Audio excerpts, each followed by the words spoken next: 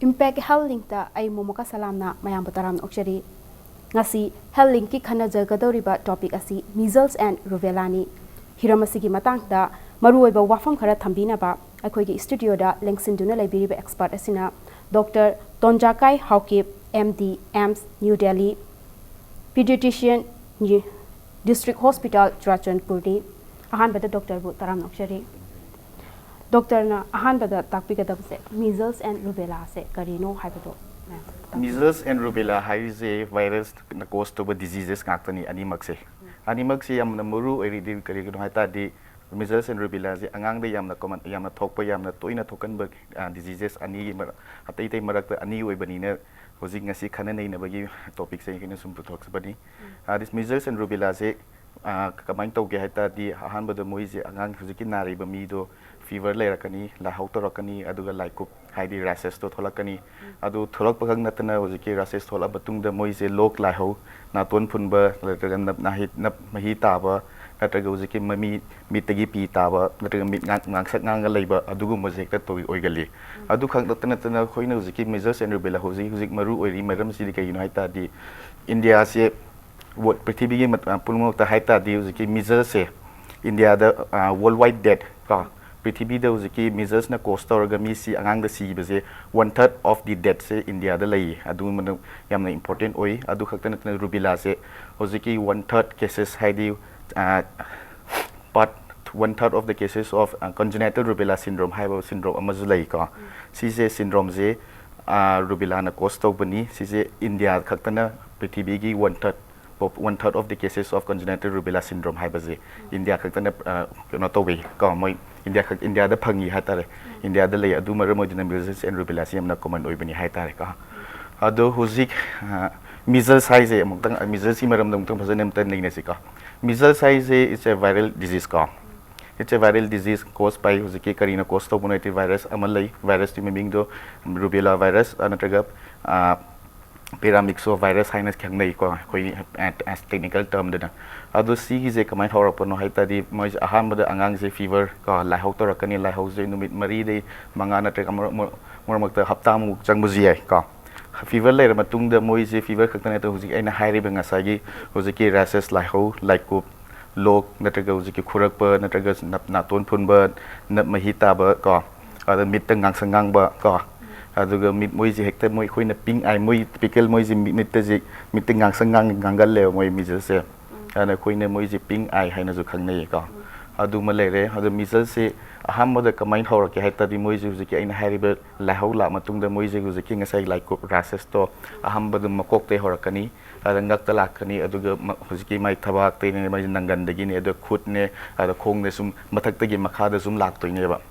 adu lairaga sunwit mari mangani lair matung da hojiki rashe tap mangi doine hojing ngasai horak padu mai ne mathak te horak padu mai ne mathak te du mangar ga makha da chalag makha du mang doine adu ma laire ka Measles size aduga Rubella si di horen ko na dum khanna re ka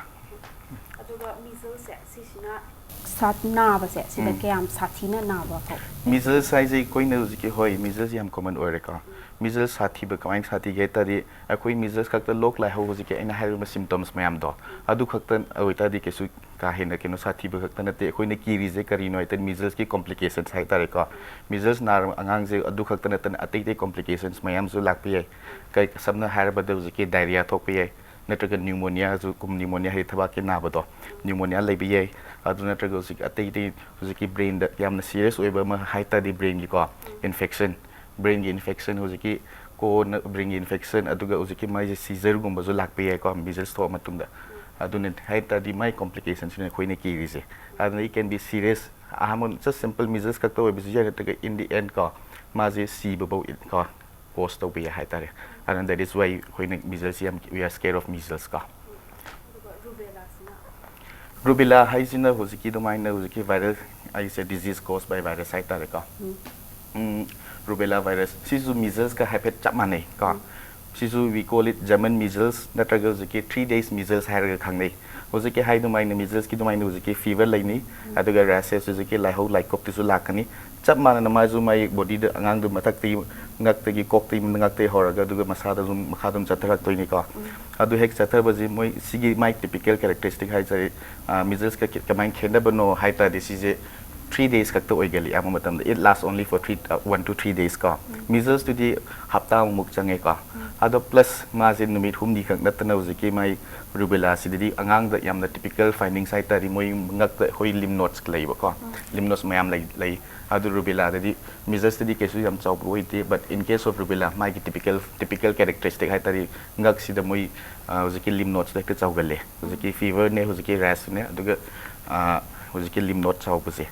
adu measles ko rubella kitang khetna baga hai ta ri rubella sina kitang mild oi hai ta re mai disease se rubella measles tagi kitang hand yam sathi da ba hai ta re but khoine ki rize kari no te rubella se angang da di ama matam da sum hojiki hai mai no min amani humni lai raga dum disease dum subside to bu yawi but khoine ki rize rubella se ke do bi ki bano hai ta di especially in a childbearing women ka adi angang reproductive age group angang nupi sida biroling ai nupi sida moi jina narta di especially moi ahan ba trimester duna narta di moi uziki rubella se mama dagi macha da uziki transmit to bi mama angang da chaki bi percentage 90% muk wange ba adu angang da chaki ta di angang uziki miscarriage thokpi ai natraga uziki abortion miscarriage thokpi ai natraga infect angang du po matung da mai congenital defects ID defects mayam laidle adugumba tholakpasi yai aduga measles and rubella se ngak thokna bade kai to measles and rubella je mai ngak thokna ba hai ta di ahama ta measles and rubella mai specific treatment hai ta re ko specific treatment di laite measles te koina pi ri je vitamin A P ko plus mai symptomatic management hai ta adai te mai complaint dui matung ina koi du manage to wi ko rubella zu mai specific cure laite fever lai raga di fever gi paracetamol guma pit pizaba aduga yam angang du mai symptomatic mai seriousness tu ina symptomatic management ko wi ko adu lai koina prevention hai ta di prevent to ba hai ta di ani mak se vaccine preventable diseases oibani hai ta di virus ne habi wani hojiki my disease me am do sathi habi wani but they can be easily prevented aduma di ka by vaccination hai ta koina matam cha na hojiki tika tha ba ka aduma ne easily vaccine preventable ne hai ta re dina to magi vaccine che asiti karamba matam da pigan vaccine ji hana di hojiki rubella je koina 15 months de MMR when pyramid ka hojik like WHO gi measles and rubella initiative moi strategic action plan hai na ko moine guidelines lay down to pa matungina hojikti measles and rubella se namu matam da 9 months tagi piba hore 9 to 12 months hai tare ko adu da amurak pi aduga angang sina chahi amaga makang chahi tang hai ko 1.5 years to 2 years adugi marakta muk dose amaga muk pi ka aduga doctor da hangzaning question je mathung da MR vaccine che asina piba matam sida ko angang sida piba matam sida angang se safe oira dra sine da hojiki measles and rubella haiba hojiki MR vaccine je angang da piba yam safe oi kai gi noite de koine hojik especially hojik su yam hojik su current issues ne koi Manipur de su MR vaccine campaign tawri da na ko hojik so sida seasonary je MR vaccine je it's a WHO pre-qualified vaccine ne WHO on pre-qualified vaccine and Sigi vaccine has been used in around almost 150 countries to go. Especially in neighboring countries like Sri Lanka, Nepal, Myanmar, Southeast Asian, it's very safe. Hoi vaccine mo kapu matung dan kitang ang kitang kappa na bagi kappa nataga uziki kappa injection site kitang pain lagba redness ngang sangang ba mild fever gumma lagba but they are not serious hai tare ka aduna yam safe oi hai tare mathang da doctor da hangsaning eba question china huziki measles rubella vaccination campaign se sisa mai hana magi routine vaccination leijai dana ko angang sige aduda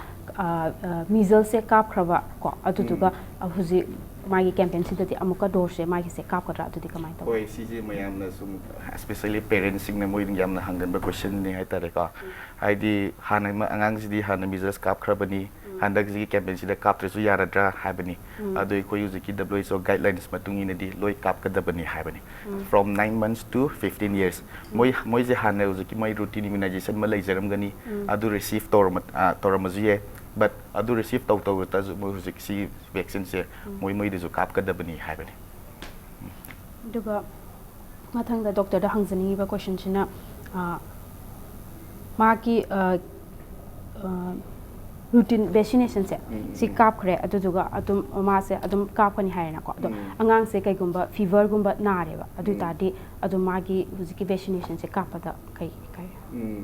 hai je khoi huziki guidelines lay ba ko si je MR huziki measles and rubella vaccination especially huziki campaigns the guidelines phasana pi bani ko asida siguma huziki fever je mild fever gumba lay boita di kap ya ke sukai de hoi khoi ne huziki contraindication so lakani horen ko adu da haige huziki ham huziki mild fever ko cough cold minor illness hai tare ko angang yam sick oi de hospitalized child ko hospitalized child oi da gadi loi kap ya ke sukai de mild fever lay gadi aduga mai contraindications ama sub guidelines phazana pi adu kon karom angang da kap ya roi do no hai ta di huziki high fever angang do yam wang ba fever lai ho toraga kok chik tena phazana ke yam sick looking ko other hospitalized oi ba angang sing je sigum de kap oi ka other plus immunocompromised children hai tare ka immunocompromised ka children especially moi huziki steroid kumba kuina cha gi ba moi atai tai laina lai ram bi moi ko pre underlying illness atopa lai ram bi adugi damak ta moi na steroid especially steroid je immunosuppressant ne hai ba ne ba koina ada steroid kumba cha ba angang si sigum de kap moi je kap oi do ne de hai ne hai adum hai moi na kapoi ta se atu ne ba adu angang kai se atopa kai ti loi kapa ya bram ta ga kamai angang gi je loi atai ga uziki moi contraindications hai tare ko contraindications hai de kapa ya roi to ba hai ba ne ba ko moi adu uziki no uziki hari ba points adu natana aina ngasai ama points ama di chithau re uziki unconscious ko ataga uziki moi intractable epilepsy gumba ko laibo oi dragadi plus uziki aina hari ba points to adu gumba natragadi atai de loi kapa ya measles amadi rubella se ani shidadi karambane hena sathi basidi oigane angang da narakpa matam measles and rubella animak the sathi ba haita ti sathi ba haije animak se hoi complications ti animak se sathi doine ko akoi ne measles ki risidi ha ka ro bano haita ring sai complications to haidi aina ngasai haibu du ki pneumonia lai bi diarrhea zu lai bi natraga ti mai brain da infection ada koi ne ki rije measles se hayeng wai akoi disease hammer having condition amal lai ba ko subacute sclerosing parencephalitis hai ba SSPE hai na khangnai khoi na ka si je brain disorder ne si it is a deadly brain disorder hai tare si je kona mai measles to hanana ta ma je hon hayeng wa angang do chahi manga de 10 muk si range de lai gal le ba ko adu ne ki je du sati plus rubella is also quite serious very serious animak serious oi why rubella especially hoziki rubella je ke do kari khoi na ki je kari noi ta hoziki ngasai aina ngasai hariba miroli angang de iroli miroli ba hoziki mama de angang de hoziki sandokita di congenital rubella syndrome hai ama condition ama lai ba ko adu angang de birth defects lak toi ne ba birth defects su kari oi bi ya ge hai ta di angang de hearing impairment mana kompang na pangwa ka adu mid the cataract kum lai ba natraga hoziki ma gi heart defect heart ki problem khar lai ba aduga hoziki ma je angang du su kitang pi pa natraga hoziki angang du su atai problem this lifelong disability sai tare hoziki hek pu pa khak ta mana sum mai lifelong oina disability on mana pu ki to ba atai condition lai aduna congenital rubella syndrome se CRS ko na su khang nei si yam da sathi ba kan condition ni animak measles and rubella animak ta kana sathi ge happy animak sathi kana animak deadly disease da hai tare ko aduga koina magi vaccination se pi hi ta de angang se adu narak aroi haibasidi angang je vaccination pi ba tari nara ro haibase actually 100% nara ro haibadi yate ko but measles vaccination hanadi koi je measles amuktang kapajiga anirak kapajina di mai protective power protective efficacy hai tare ko huziki measles side na tego rubella de ngak thok na magi protection mai power do hai tare huziki amura kapadai di anirak kapajina hena effective oi hena akoina advisable oi hai tare ba animak tu di hoi suna na ro habit dik tam ngam de because nothing ka but 100% hadu di having ngam habi ati but once animak se han bada 9 minute amuk kap matung the second booster dose kap matung si tadi magi protection si more than 90%, about 93 to 97% muk lay. That means anim yang protection the present protector we hai tare ka adu magi huziki gap leiba se sidi matam kayam leira ka kap oibane matam kap matam gap se usually akoina 5 to 6 months gap lay matung the booster dose se kapi aduga matungda hangzani question che Measles and Rubella vaccination campaign se di yaukre angang se aduga magi routine vaccination se measles se kapkre aduga amu magi campaign sida amuka kape aduga mathangda amuka lakpada di kapadi kai kai si kapase there is no harm hai tare kapa ke sukai de amukta nangna anira kap ke ahumla kapar ko kesu asida vaccination sida kesu problem laite akoina pamidi uziki ahan bada moina hana vaccination normally vaccination routine immunization ko hana moi matam chana uziki measles rubella phangpi boi tazu moi du kap ka dabani haire ko aduga uziki suka kap triba mi du hundaki vaccination se sidum kapi ai aduga vaccination je kap matung sida angang sida side effect haigadra lai hau tawbagumba keke laina sisina matam kayam leiraga lak hoi not only huziki measles and rubella huziki khoina discuss tawbai wani bako measles and rubella khaktana te khoina huziki chathari ba routine immunization atai polio dpt atai miyam zuloi kapi dana any vaccination sidadi of course moi khara ka amani angang khara dadi huziki inga sa hai rumaina kitang na ba kitang angang hekta kap low grade fever gumba lay biye ko moi side effects se khara mon amloi loina makta lay kada banati amuk amani da lay biye ko lay baze moi gi si se kuide it's moi numi ama na tag ani de hena ke suma gi symptoms ki mangonda mai side effect hai tare mani lakpa tara kati adu ani de ni hai laite hai tare aduna it's very safe ka matang doctor dagi khangjaningi ba wafam kya leire ado matang sta break am khatang lawje matang size break am lawje break tagi yamna thuna hanjarake impact health link pu meeting ta du lebiu mayam bu amuka na taram na okjari ngasi health link ki topic asi measles and rubella ni hiramasigi matang da khogi studio da leksin duna lebiri ba expert asina dr Tongjakai Haokip MD AIIMS New Delhi Paediatrician District Hospital Churachandpur ni Dr. Degi makata na khangzani ba question asina rubella se ka pamatamda anga birth defect se leiroi haire adu ta di nupa da di si se ka pa gi angang nupa sa da ka pa si je mayam na sum khai di sum mayam na sum khan mada khoina khali jina rubella vaccine se na angang je mama da kapta di mama na nupi especially childbearing age group ko adolescent adult da kapta di khoina uziki congenital defect to prevent tau ni haina khan man chummi ko aduna mayam na khali jina nupi khakta de khat kap ka dum ni haina khan bu yaunari adugin ni aduna asing wai ta di si rubella se uziki animak nupi ni da kitang common oi haibai wani but nupa da zu kap ka da bani ke do mai nupa zu nupi zu animal equally they are both equally infected ko animal rubella disease animal ta loi leiba ngak tani ko easily virus in animal infect to ngak tani plus koina rubella se eliminate to ge ta nupa zu kap ka da bani because nupa ji na ke orga ko na mana nupa ji muk sandok pe yai da na ko ado nupi khak ta na te rubella disease eliminate to ge ta di aloin ma kap ka da bani ko aduga doctor dagi mathang da khangjaningi besina mild fever gumba leiba matam dadi huziki vaccination se kapa ya gadra natraka ya redra mild fever leira matung dadi hoi guide as per guidelines ko mild fever leira matung dadi especially angang do yam sick oi daga moi hospitalization darkar laita boi ta dik kapa ke sukai de plus of course my advice that first take the child to a pediatrician ka angang yeng doctor dam tang yeng na laga hoi moi ne kap ya de hadu aduma waita de moi parents su moi convince oi re dana ka adunuma aduma thamjani doctor re mathang da khangjani sina huziki measles and rubella se angang sida kap matam sida magi parents sing sina akiba pawe ba angang sida magon da narakani haibage asisi gi matang da ke haibini oi that hozig ladies ni ka rumors ma'am ladies ni of course like kesu kini ai motadi kesu maybe communication gap or rambazu ka akoina fazana about communication gap like budu da mai koina atop top aina khan gi budu dum sakhi ba haitare ka but measles especially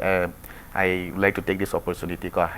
especially as parents kumba kap kada wala boita di moi daina sub I would like to take this opportunity to tell them that measles and rubella vaccine je am safe oi bani ka it is a WHO pre-qualified vaccine and hoziki koina kininga like it's in fact koina hoziki koina target se measles and rubella se eliminate to boina target to bani ka because habidi this hoziki si laina ani je vaccine preventable diseases ne habidi laina te yam laidana moi je vaccine prevent to ngam da bal yebo ko yam se vaccine prevent to dunga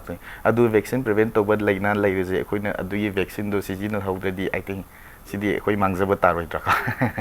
aduna khali vaccine kisi koi utilize to gadabani because it is a vaccine preventable disease ka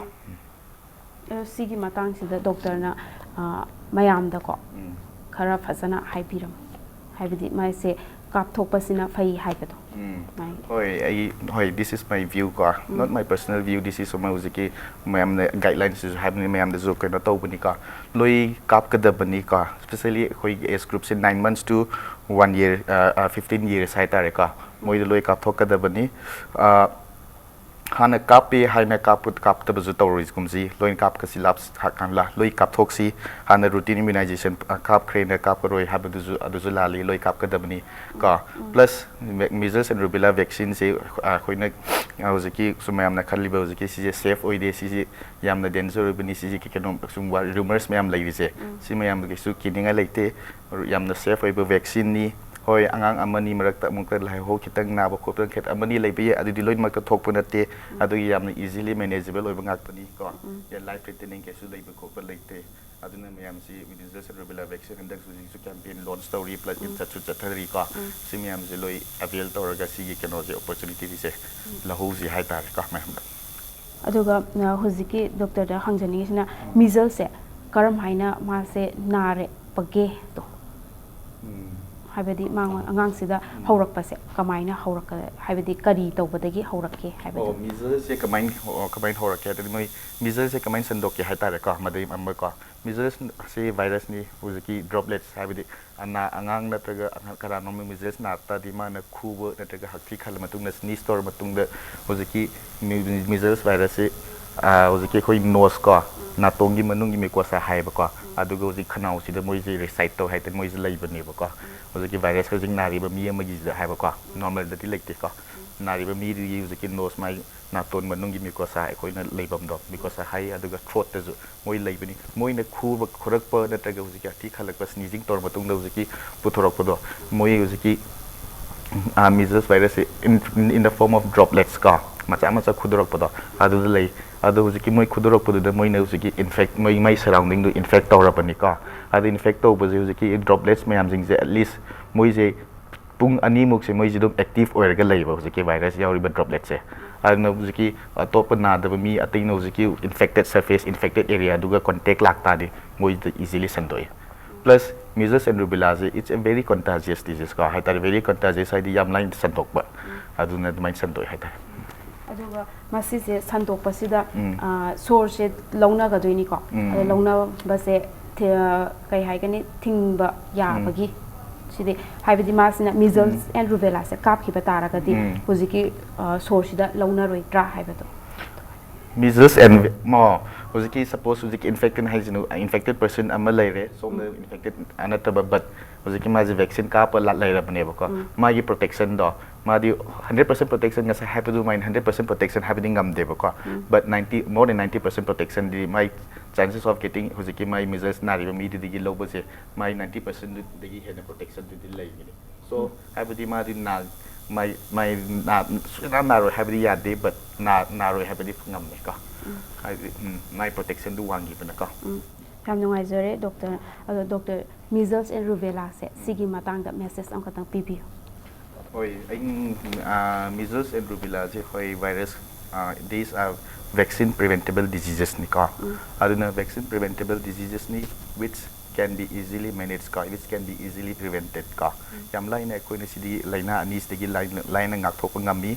ado laina ngak thok na bazu hujik su kana chathari jini hujik MR vaccine campaign ka aduna sigumba matang sigi diseases sigi laina sidi ngak thok na ba sigumba khudong cha ba je khoi myam na lohousi aduga mayam ju haibadi khoi by 2020 WHO gi target batung in WHO gi region mari ahum mari manga taruk pau khaidoi taruk khaidok pasida by 2020 taruk marak taruk sidagi at least manga sida measles and rubella je